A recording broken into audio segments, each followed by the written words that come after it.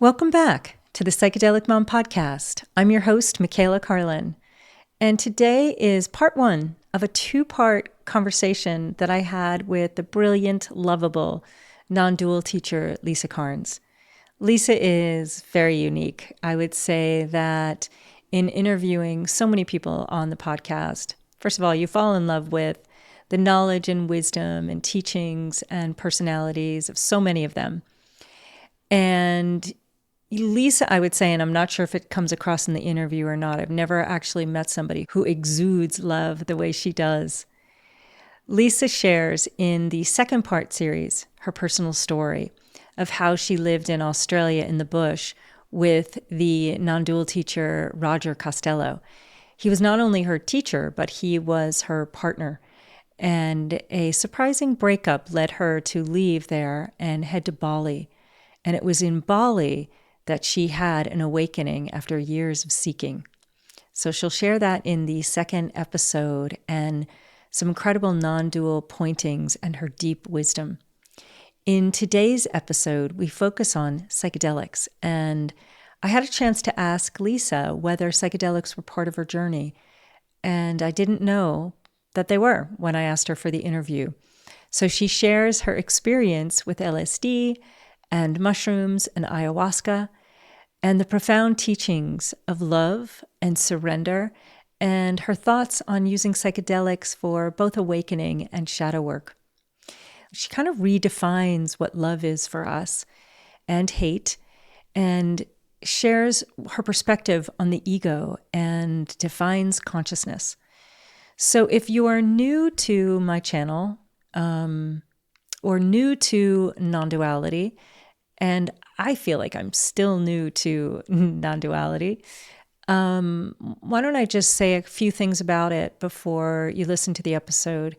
Non-duality is coming to the realization that the you that you take yourself to be, the thoughts, the conditioning, all the ideas about yourself, that's actually an illusion. So I hope you enjoy this part one of my episode with Lisa Cairns, and look for part two to hear the juicy story of Lisa's life and her own awakening. So I'm curious for you, were psychedelics part of your path? Yeah, when I was in my 20s, this is before I met Roger, I met somebody through Tony Parsons. I don't know if you've heard of a speaker called Tony Parsons. So I met someone through, not directly through him, but through going to his talks, who was into LSD. And I was very much like, nope, I don't do that. Like I'd been practicing Buddhist for years, and one of them, the precepts is, not to alter your mind, not to, one of the precepts I took. And really I was deeply afraid, although I didn't want to admit it, of opening a monster in myself. I was afraid of doing it because I thought that if I did it, a monster would come out. And so they kept offering it to me, and I sort of resisted. And then one day I just decided to do a tiny bit, just a very small amount of LSD. And then I was really shocked because I had this in-loveness, this intimacy with everything. And I was like, this is the same as when I meditate and when I listen to non-duality. And I was really shocked by that. So then I was like, well, I have to really do a big dose, I suppose. And I was afraid of this monster coming out. But Grace had it for the first experience that... That's right, suck you into the second. Yeah. So Grace had it that the monster didn't come out. Like I just had this really profound emptiness experience and like immense love. And I was like, I'm not a monster. I don't have an internal monster. That was actually my first experience too. Could not have been more beautiful. Yeah. I think it lured me in for more. Yeah, totally. And it was also healing, like this, I don't know where I got this idea that a monster would come out or a demon would come out. It was most probably the deep knowing of the shadow, that we have to work on our shadow and that it's there lurking in the background. So, yeah.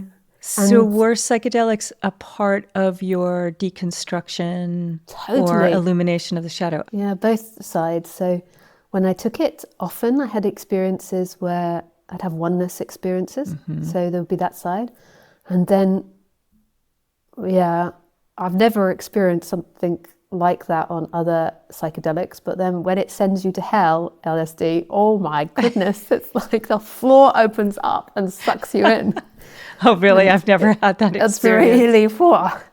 And so my friend that I did it with, he'd read a lot of like Timothy Leary and Ram Dass, and so he knew what to do when these dark experiences would come. And then I would do it with him as well. Like we would explore, the shadow side of stuff, and to be able to sit through it and not tolerate. That sounds a bit aggressive, but to be able to hold pain at that level. Right. Like immense amount of pain, because once you've done it, you can't get out of it. You can't go and, I mean, maybe you could take a Valium. I've never done that before, but you can't really get out of it. You're like stuck to the 8 hour or how many hours it is duration. Right. These are amazing experiences to have. I love the research into mushrooms at the moment that's happening. Because if you take a high dose of mushrooms, like your complete sense of your body disappears. Like and your sense of size, your sense of perspective, your sense of internal and external, your sense of me and the there. And these are like really amazing experiences to have to help question what that is and who you are. Incredibly powerful tools. Yeah. I was curious, actually. I had been a meditator, been in kind of a spiritual seeker. And I had this question I was reading about ayahuasca. This is going back some years before you could even talk about it yet. Now it's like everybody's talking about it. And my question was, I wonder if these medicines or plants and intelligence can give me access to a part of myself that I'm more than a meditation or something like that. That was kind of the original question. And as you said, I mean, just a powerful dissolving into a deeper connection to nature, cosmic experience, and then also deep shadow, parts of myself also, which is the parts of myself that I didn't necessarily see, shadow material. So speaking of pain and suffering, and this intensity of energy, emotion, that after suppression for so long that psychedelics can support with, so can a meditation retreat, silent meditation retreat. I'm curious, do you believe that's all just part of the process? And in where you are now, do you still have those types of, not psychedelic experiences? Well, I'll ask you that after, but intense emotions, intense energetic movements in your system. So that's part of the process of waking up. Like in the end, nothing wakes up. That sounds so crazy. I know. Yeah. But who would wake up? If everything about yourself is a thought and an image, nothing can wake up. It's already. Yeah. But it's interesting. I look at how tricky the ego is. Yeah. Almost in a brilliant way, because it's almost as if the ego that is like, I want to wake up, or I like this non-duality thing and I want to be awakened, almost pulls you in to listen. It makes you find a teacher. And then suddenly that the very ego that brought you there is just crumbling. And I wonder if some of the suffering that I've experienced is the I don't know, some of the ego just like not wanting to fall away. I'm not really sure, because does the ego actually exist? That's a story too, right? Yeah, totally. It's a mad story because, like you say, the ego wants to get out of the pain, so it builds up a certain life, and then things inevitably become more and more painful the more you invest in this abstract thought of yourself. So it gets to a certain point where it's like, okay, I can't take this anymore. I want to find a way out. Not necessarily, it could be somebody just introduced them to it gently and then they're interested. But most of the time it's through a certain amount of pain or suffering, and then they want to find a way out.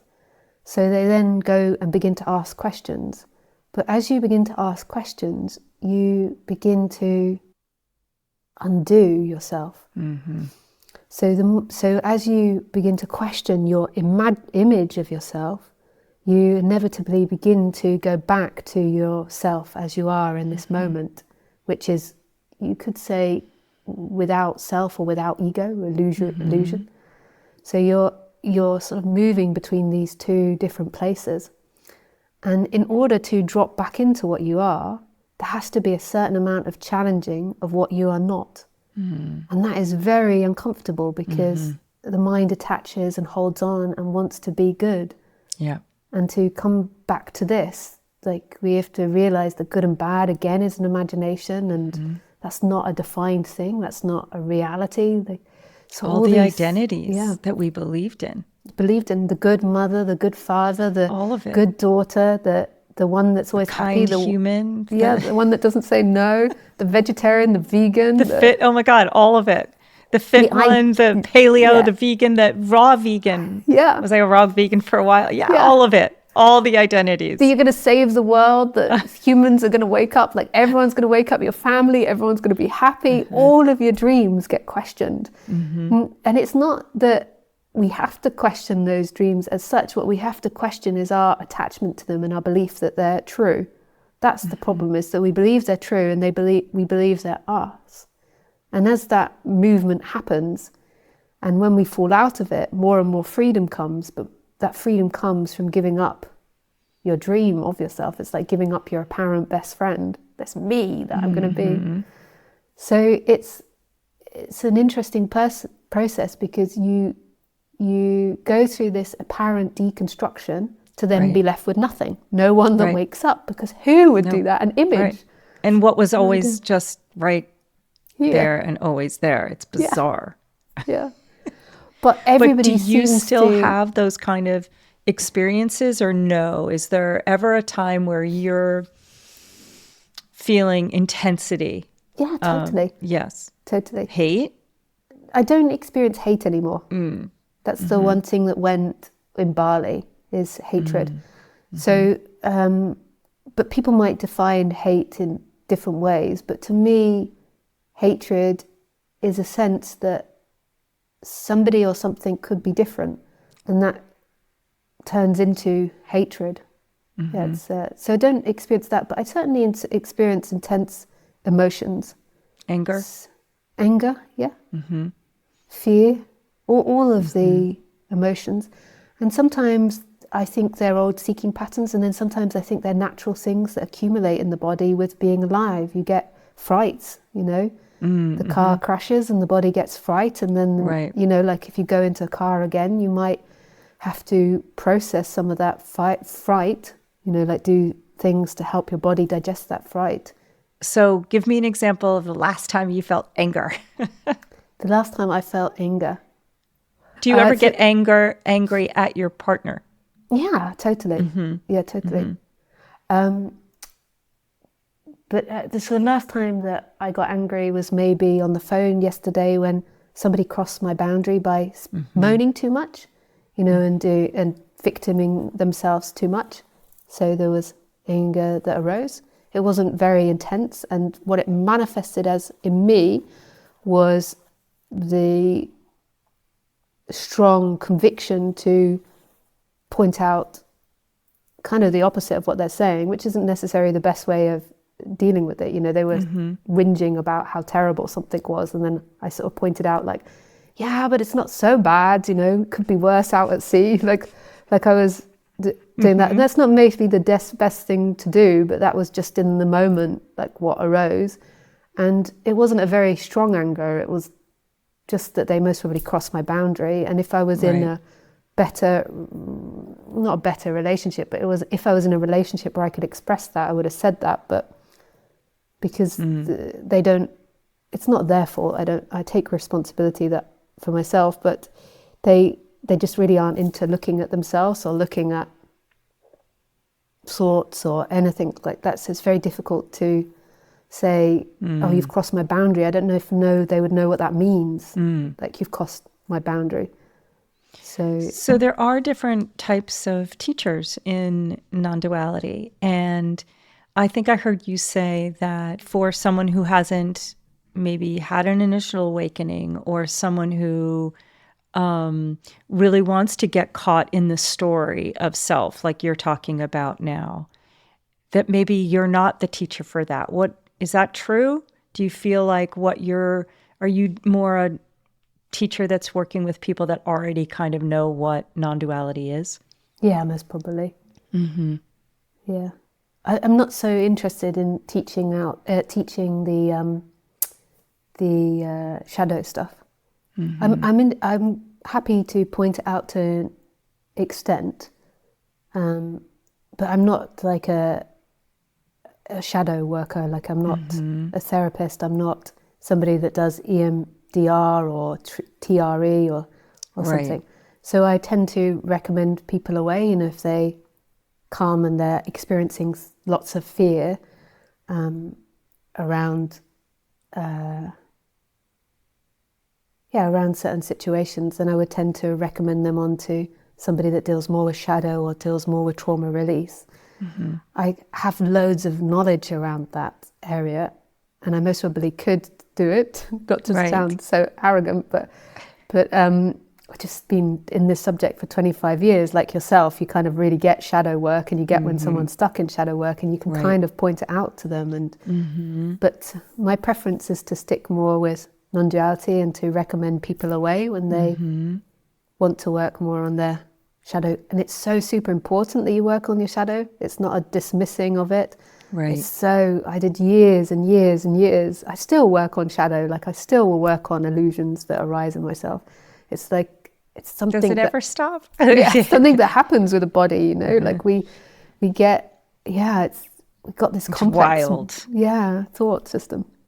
So and I really appreciate teachers that do both. Like, I think that's really insanely efficient of them, but I find it easier just to work more on non-duality and point it out a little bit, be like, oh, that's shadow stuff, or you have to look at, but not really go into the shadow work with them and really get them into the feeling and get them to realize it themselves. So what do you feel like? I think I am, and just in the present moment, I've heard you talk about kind of like pulling yourself. Let's say there's a group of people around, and sometimes socially you can get pulled into a different kind of energy when we're with other people, and kind of that pulling out to the I am sense of being, that you're kind of listening, and at the same time you're in the sense of self. How does that work and then you mentioned that if you're alone, you're just with what's happening. So I was confused about that. So let's say you're by yourself and you're picking up your coffee mug. Yeah.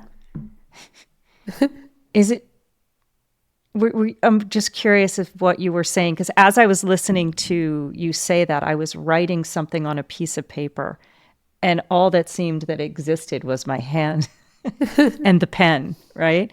Yeah. But if I was with other people, I have to sometimes notice that I'm bring myself back. Yeah. Yeah.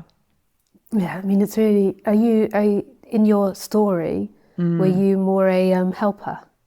Yes. Are you like very empathetic? Mm-hmm. Yeah, mother of four. You know, probably not that untypical of many women. Probably did suppress my own thoughts. But I do think overall there was a sense of suppressing my own needs to take care of 4 children. You know, totally. The mother she doesn't exist. It's interesting. One of my daughters just recently said to me, "Mom, I'm so sorry." And I said, "Why?" And she said, she wrote a poem and she asked if she could read it to me. And I said, "Sure." And it was about you were jumping on the trampoline, having so much fun like a child. And then it said something like so neglectful, and then something else. And then it said so neglectful. And then after she said, what do you think? I said, I'm not really sure I know what it means. And she said, what do you think it means? I said, did you feel that while I was expressing my individual self by doing something playful or something that I was neglecting you? And she said, no, but I don't feel that way, but I feel like we did. That's how we looked at you then. And I'm sorry that I never actually saw you as a unique human being other than a mother to fill every one of my needs. Yeah. You know, so it's just that awareness. Yeah. So yeah, I probably just, in a lot of ways, it's just so amazing, the story of the woman. Like, I think a lot of women could relate to you, and like that intensity of that role, and totally disappearing, and how that can sound like non-duality. You know, you totally give up all your needs, and you totally vanish for everybody else. Right. So, and this is why I asked that question, because if you've got that tendency to do that, then your lifelong habit, most probably, when you're in social situations, will be to go into other people. And then when you have the non-dual awakening, your energy also will go into other people as well. So you've got that natural expansiveness. They're very similar and kind of the same thing, but there is just this part missing where, because of the society that we live in, you have to pull back to your body also in the situation. Otherwise, the tendency will be to give everything. Right. And if other people aren't doing that, then it becomes a crossing a boundary. Yeah. It almost felt like, for me, and I don't know if your experience was similar, because I was like that, in the process, there was so much anger after. I think so much anger about what I don't know. It seemed like I had a lot of anger. And maybe it was just suppressed from all the experiences of not being my authentic self. Yeah. You know, it's like a suppression of the truth of how my body wants to move or express itself, even if it's, you know, anger or setting a boundary. Yeah. And so I think it was like deeply, as you said, they can be subtly alike, feeling like you're merging with one versus being authentically grounded in your being. Yeah. And moving from there. Yeah. And I totally think that anger is very common. That's what happened for me when you've crossed your boundaries a lot. And when you've been in that role where your boundaries have been violated a lot, even as a mother or as a partner. And it's not other people's fault. It's that you were never taught. And often as women, we're not taught to find our boundary. Like, even in a lot of films, the way women are depicted, you know, this whole kind of like, you've got to chase the woman and get the woman, and like crossing her boundaries, like really like coming onto her or something. It's like, it's this idea, there's so much. And then the idea of like, they're all giving the perfect like mother that can give everything, can do everything, can sacrifice herself. Right. It's like unconditioned love. And so for me, I'm not a mother, but I certainly got into the role of crossing my boundaries from a very young age. Like, I had a lot of sickness in my family, so I became the mother's helper, you know, to help my mum, because I saw my mum being like brutalized by it, or, you know, like too much is expected of her, and like, yeah, she's, you know, like too much. Yeah, she was caregiving so much, it was too much. So it's interesting because waking up and giving, they're very similar. Like, so that feeling of love, like of giving, is really close in a way to non-duality, to expansion. But it just can subtly go into ideas or anger, positive anger, which is a boundary, can get slightly overlooked, you know, because you're loving and you're like, you're there present with people, and like your sense is like, love is, you want to give everything, but not as an individual, not as like, okay, I'm going to do everything in this situation, just as like, your natural sense of being has this giving everything, surrendering everything. And then the person has to be so careful not to then flip into not acknowledging anger or boundaries. Like anger is a really positive emotion for me that has weak boundaries. I still have weak boundaries. It's like I have to teach myself again and again and again to do boundaries. And anger is my friend. Anger tells me when my boundary is being crossed. It's like, ding, okay. There's a boundary issue here. Where is it? Yeah. It's so interesting. That's so close though, because my subtle natural beingness wants to give everything. It wants to give everything up. I'm nothing. Like, and then we also have this human vehicle that can't give everything. It will kill itself. It will die if it gives everything. It has to have limits. So in social situations, what I do is I try to keep attention in my heart area. Well, there's another part of me that's kind of in everything. But keeping that attention in my heart area somehow sort of reminds me of my boundary. But then at the same time, there's another part of me that's boundaryless. Right. How would you define consciousness?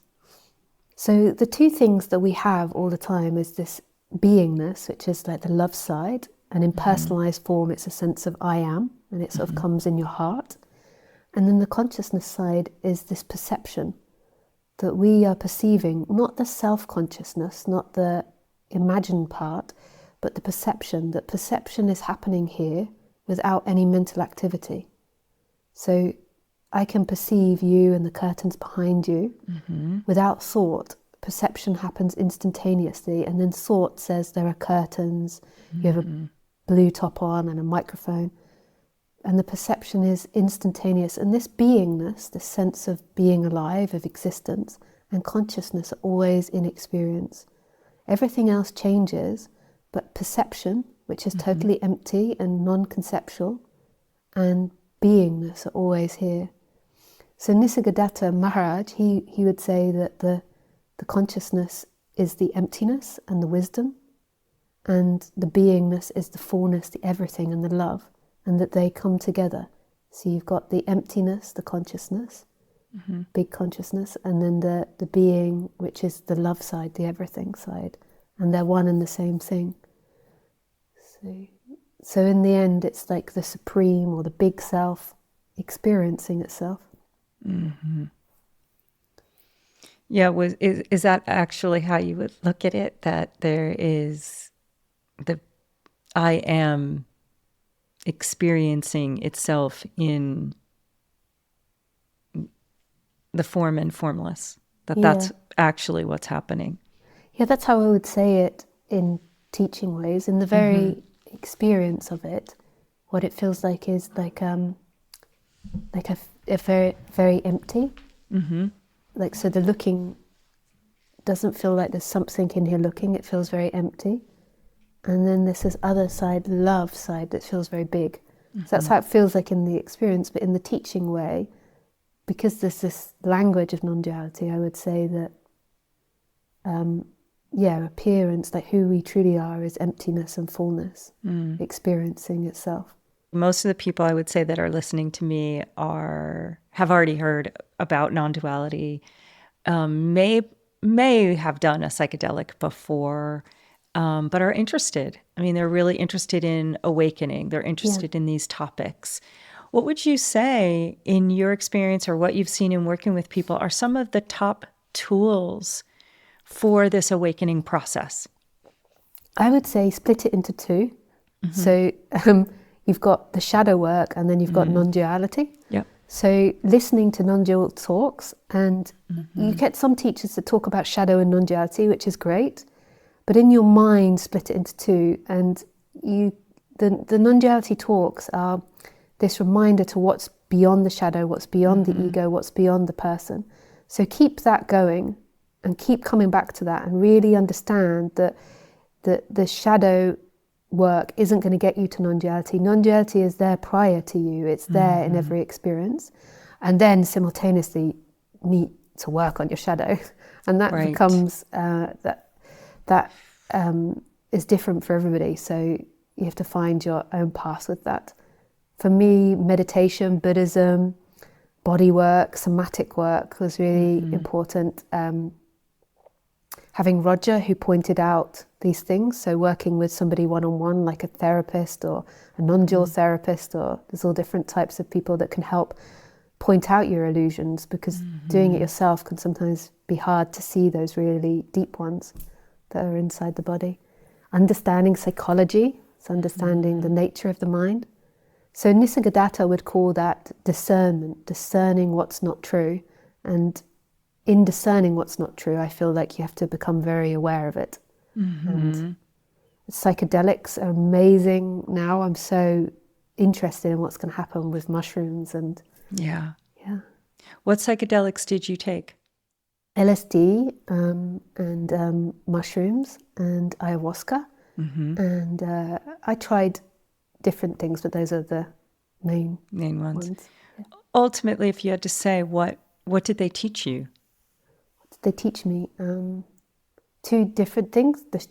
I had experiences of oneness, so it really clarified what is beyond the ego, what is beyond the world, what is the source. So that is the one side of it. And then the other side was surrendering to the craziness of the mind. You know, you kind of have one of these really strong experiences where you have to really surrender to the mind going off into all these hallucinations, and maybe really traumatic and difficult hallucinations, and sort of surrendering to that, you know, not running away from it, not holding on to it, allowing it in. So this vulnerability, I mean, there's so much, like that vulnerability of doing that. Yeah, loss of control. There's so much it teaches you. And then also bringing up things that maybe you hadn't seen. But I had Roger for that. He was so, like, that was good for that. But also Roger was amazing at seeing things I hadn't seen. So that wasn't such a big thing for me. But I know that can be a really big thing. Yeah.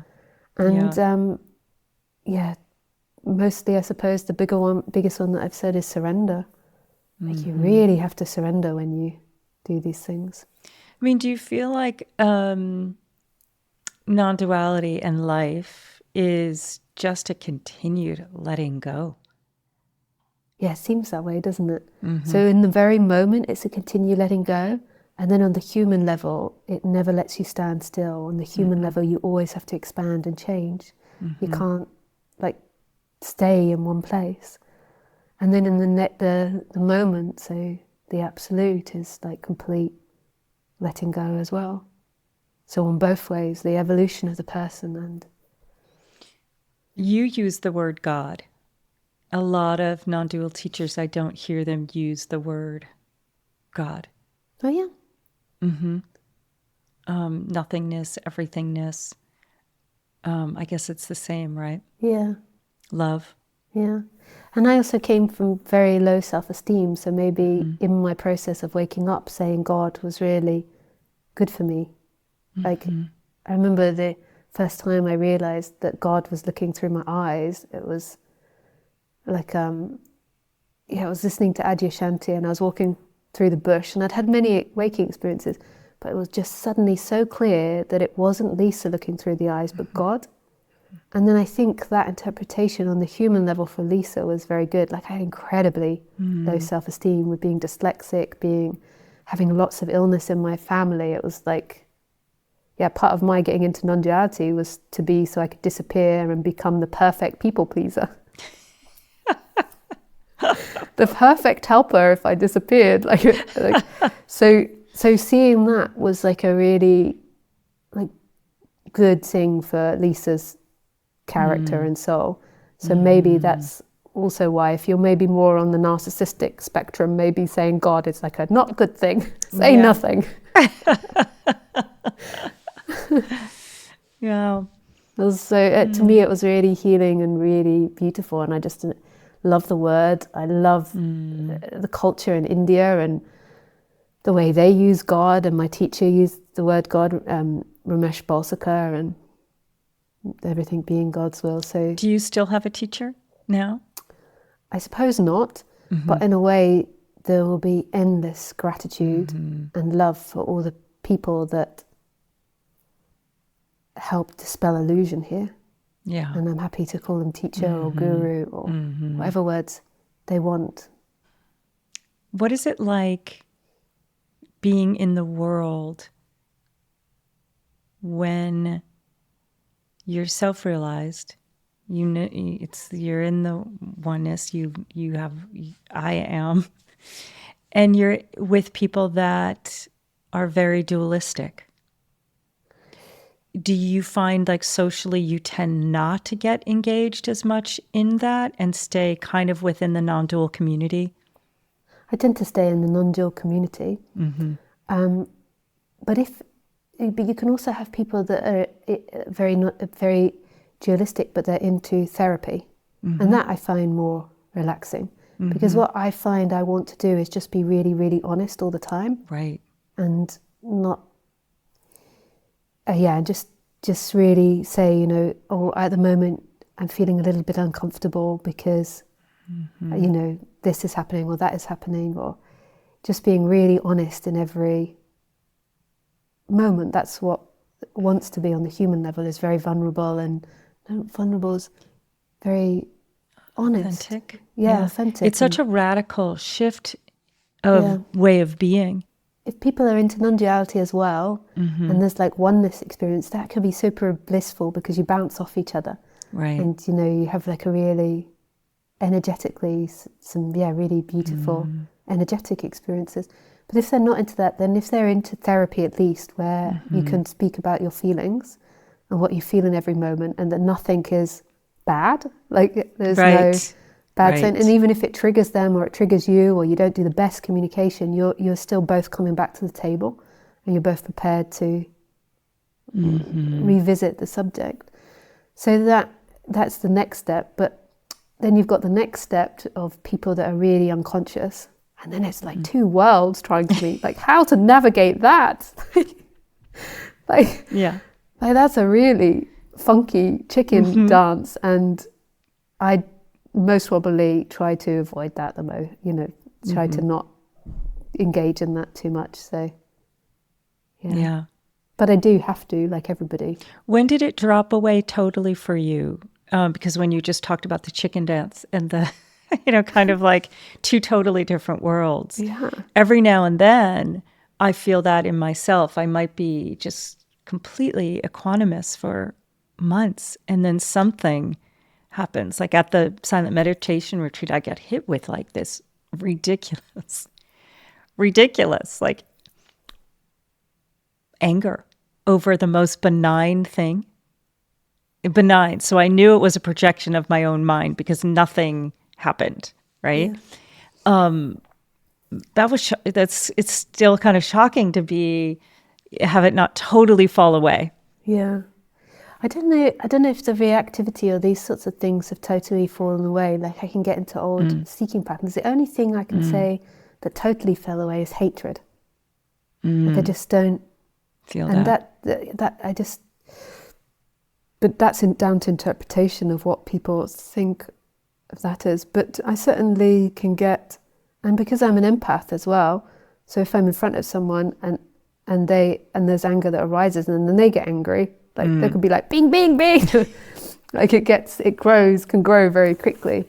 I don't really get lost in too many thoughts. It's more of an energetic feeling. So it's like there'll be a burning of anger, and then when I go into it, I'm like, I feel my boundaries been crossed, but I don't really get lost into they've done this or they've done that, or it's because of that. But I certainly because that's more projection outward versus what is my need. Yeah. Right? Yeah. And what's going on energetically. So as soon as I get a energy in the body, the attention is so quickly in that energy, and then what is it that I'm either rejecting or needing or wanting, you know, and it doesn't really get stuck in the thoughts. Yeah, what I saw at the retreat was I had a story. There was a lot of anger and heat in the body, intensity. It was wild. I felt like I had just done a boga. I was like, what? It was so ridiculous. And so much heat and anger. And then it was, oh, I know what it is. I hate unseen injustice. That was my story. I hate unseen injustice. And it comes from, maybe a wound from long ago. And so that was kind of my story, but I could see like the pattern of like that, and then this projection of kind of anger at, and then a withdrawal. Like I saw this whole pattern of like, well, then why bother? This whole kind of like way of reacting. It was pretty wild. Yeah. Yeah, and then it gets intensified by everyone being around you. I can imagine. Yeah, it was so intense. And then when I go in, I was like, do you though? Is it? And it was so interesting to watch it fade away. Yeah, totally. And I find that what happened in these shifts around and before 30 is everything became a lot more energetical. You know how, like you said, intense. It was like burning. So it's unavoidable. The thoughts are very distant or far away. But say if anger is actually maybe not the strongest feeling I have. Like I don't have lots and lots of anger, but I do have it. But fear would be more. So if I get fear, it's like it reminds me a bit of like TRE, if you've ever done it. Like I feel like sometimes I can just be like shake, like it's so intense. Like if I get fear or if I get emotions, but I'd say fear is most probably the one where I get most stuck or old seeking energies come up. Is more around fear. Really appreciate your teachings and your sharing and transmissions that you're putting out in the world. Nice. I really look forward to doing your book club. Yeah. I'm excited to get to know you better too. Anything else you would want to share with anybody listening today before we end? Yeah, there's just always like an appreciation and love, like for everybody, but also for people that are into this subject. It's so amazing, this community that I'm constantly exposed to of people waking up and being prepared to do the most difficult journey there is, the journey inwards. So it's just like lots of love to anybody that's watching or listening to this conversation, or not necessarily non-duality, even if you're doing the psychedelic journey or something. It's this journey to go in and to investigate what is actually real.